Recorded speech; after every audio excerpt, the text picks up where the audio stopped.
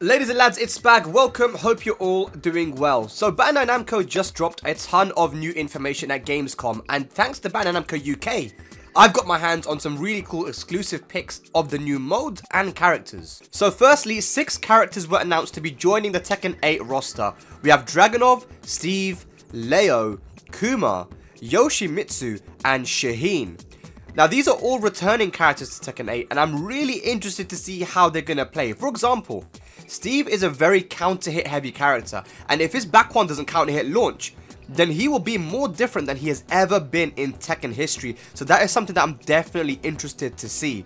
Shaheen looks incredible. I mean, I really love the redesign of Shaheen, but the thing is that in Tekken 7, his moveset was pretty lackluster in terms of it being really boring. I mean, the moves were very strong, and the character was very fun, like in the right hands. I mean, a fundamental character, but yeah, I really do hope that he gets something a little bit more fun in Tekken 8 in terms of his moveset. So I'm interested to see what they're going to do with Shaheen there. But moving on, Kuma looks very interesting to me. And I never thought I'd say this, but Kuma looks interesting because it looks like he actually got some of Heihachi's moves. Does that mean rip Heihachi? I mean, let's be honest, that old idiot refuses to die, man. He's always going to come back. Even if he's dead, he'll come back to life somehow. But either way, I wonder if Panda will join Kuma and if their moveset will actually be different this time. Because as we know, they are pretty much the same character. But it would be very interesting if Panda joined the Tekken 8 roster as well, but had a different moveset. Maybe moveset which is, I don't know, let's say Panda got something more similar to Ling Xiaoyu's moveset, and then Heihachi, then Kuma took stuff from Heihachi. I mean, that would be pretty interesting, actually. But I don't know if they're going to do that, but I just think it would be quite interesting, quite cool. But moving on, guys. Oh my god, Yoshimitsu. Yoshimitsu. I said time and time again that I was waiting for the Yoshimitsu redesign, and I think that they might have created the best custom that Yoshi has ever had.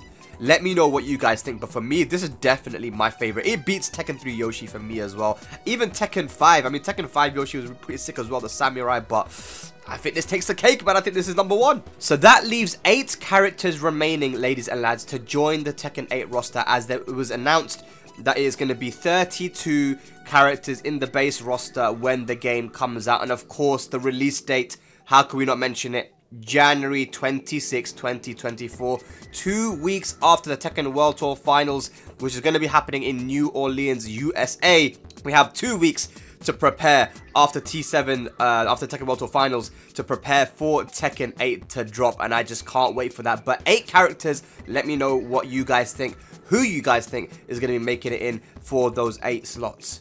But moving on, we have something super interesting in a new mode called Arcade Quest. Now, in this mode, you're going to be able to create an avatar and progress through a story which allows you to get a feel of the old arcade culture. So you'll be able to visit different arcades as you progress and level up, right? And you're going to be able to play versus stronger and stronger opponents, and also learn new techniques on how to play Tekken 8 to help with players who are new to the game. So we've already kind of seen during the closed network test that there were, you know, little parts of the tutorial mode, right? Like you could learn how to use the heat system and the rage system and stuff. But this is a supplement to that as well. So it looks like there's going to also be, in this new Arcade Quest mode, a way for the game to teach the players how to play it. And I think that's going to be super important, because it's something that hasn't been in Tekken in the past. So you know, we obviously want to get newer players to join the game. Tekken 7 has already had a boom of new players, but if this hits correctly, if this is done the right way, then I think we're going to have a massive new following of competitive Tekken players, man. So, I mean, that's really cool. And I also like that they're paying homage to the old arcade culture, because unfortunately, ever since the pandemic, it looks like the arcade scene has kind of died out in Korea and in Japan. I've never been to Japan before, but I just heard that, you know, some of the arcades there, like the Sugamo arcade and other arcades around the country, they may be getting more and more popular now, but, you know, they have actually become way less popular than they used to be, right? And kind of the only place you can go now where the arcade culture maybe is still intact is Pakistan, because their online system is so bad, right? So they still play it in arcades and in training camps. But generally speaking, yeah, I love that, because I was kind of a part of the arcade culture maybe in the in the latter stages of Tekken 6. You know, I got to see it a little bit in the UK, but yeah, man, mad love for the arcade scene and this new mode, Arcade Quest, man. They also showcased a tournament mode, which looked like a 16-man single elimination bracket. It all looks really, really fun, man.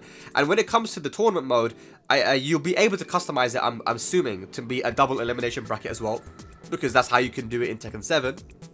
And I'm hoping that they'll be able to do more than 16 players. I mean, I think the tournament mode now is only for 8 players. So even if it's just 16 is still double of what we have now. I mean, 8 players is the maximum for Tekken 7. So 16 players, a tournament mode, I am all for it, man. I'm all for it, and I can't wait to see more. Moving on from that, it looks like we have Jukebox mode back. This mode allowed us to mix and match different Tekken tunes from the older Tekkens and put them into the current game on whichever stage that you like. And I think this is a great way for players to customize their experience playing the game, right? You know, some people prefer, they really, really love a certain song, Moonlit Wilderness. I'm not a really big fan of that song. I don't know why people like that song so much. But, you know, Moonlit Wilderness, the airport theme, Touch and Go from Tekken 4. There's so many, you know, what's it called? Tekken 5, Poolside. I mean, man, there are too many songs from the past that were just so sick.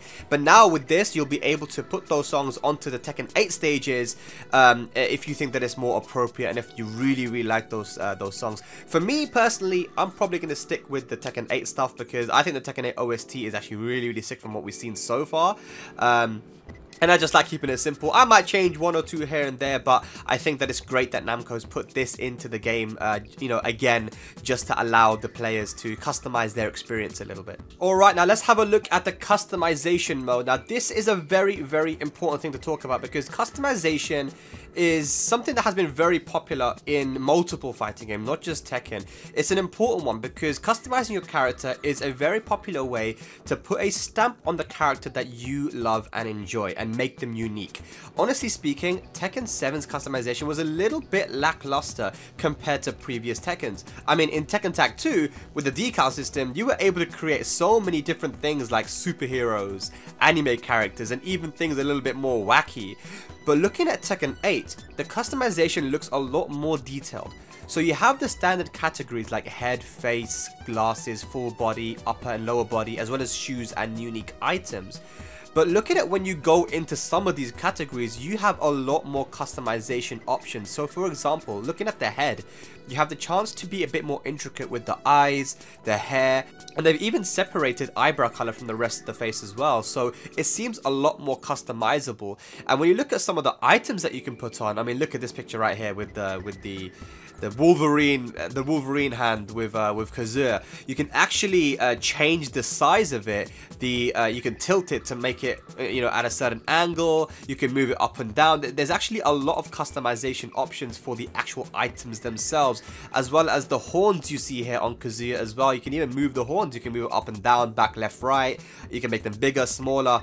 So they've given us a lot more customization options for certain things as well. And I don't know how far this extends. Does it extend to other things too, or is it just items and hair? Like, I think that we're gonna definitely find out more because these are only just a few screenshots that we got from Namco. But looking at this is very, very promising, and what's 100% confirmed is that Tekken 8 has a better customization than Tekken 7, that's for sure, by just looking at these few screenshots. But I'm so excited to see more of this for sure. Finally, we finish off the video with the main story of Tekken 8. So Bandai Namco sent me some screenshots from the main story, which is called The Dark Awakens.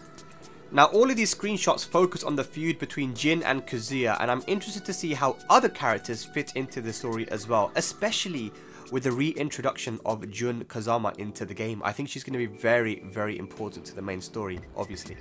We've already been given bits and pieces of the story as well with regards to the war taking place and who's on what side, but there's still so much more to learn.